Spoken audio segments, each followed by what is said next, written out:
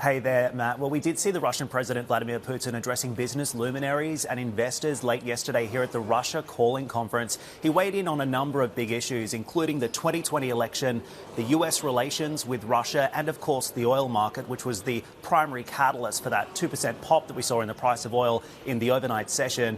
The president saying here just weeks ahead of the December OPEC meeting, where we are likely to see producers calling for an extension of the current supply deal and an increase in compliance rather than deeper production cuts, that Russia and OPEC have a common goal to ensure that the oil market remains stable and predictable. Listen in. Only coordinated steps can bring the optimal effect for the global energy market.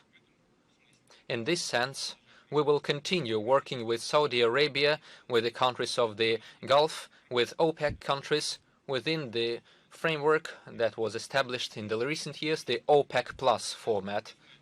Of course, we have certain differences on certain insignificant aspects, but overall we have a shared task, the task of making the market balanced, making the markets acceptable for the producers and the consumers.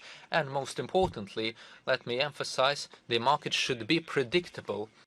Russia is a very important part of the OPEC equation now, and we have heard from key policymakers here, including the energy minister, who have suggested that Russia would be unlikely to sign on to deeper production cuts at this time, saying that that could potentially impact its oil infrastructure given the current climate, and also fears about how it could also impact the Russian economy. At the same time, we did hear some very interesting commentary yesterday from the president regarding the state of US-Russia relations today. He weighed in on the state of politics in the United States and the 2020 election, and also hit back at American sanctions against Russia, saying that the US is only hurting itself. Who did they punish? They punished themselves. They shot themselves in the leg. Hopefully no one accuses us of election interference in the United States. Now they're accusing Ukraine. Well, let them deal with that themselves.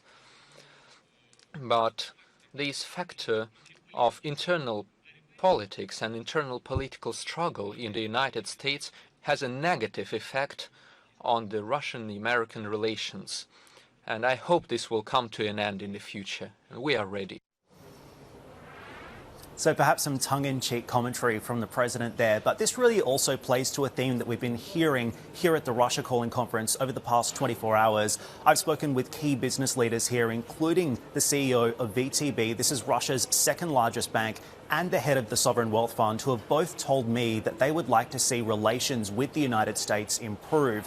They say it's time to put politics to one side and start focusing on how business can improve these relations and ultimately help everyone to start making more money. It's back over to you. Hey everybody, it's Hadley Gamble from our new CNBC Middle East Bureau in Abu Dhabi. Thanks for stopping by. Now to watch more, you can try one of the videos that just popped up on your screen. And don't forget to subscribe.